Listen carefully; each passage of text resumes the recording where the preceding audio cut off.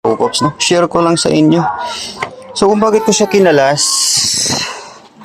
ayaw kasi mapihit yung pinaka kuan niya sa upuan. So, ito stock up to kanina. So, ito nilinis ko na to mga katropaps, binaklas ko to ng buo.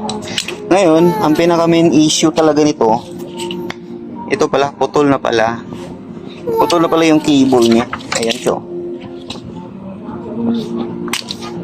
Yan, yung cable niya putol na pala. Kaya no wonder hindi na siya napipihit kasi nga ayan o.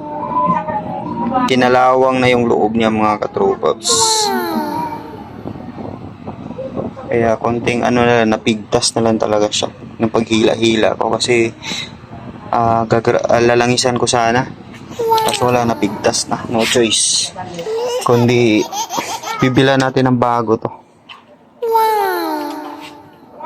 Ayan, dihila na lang itong mga katropaps para mabubuksan tong compartment niya.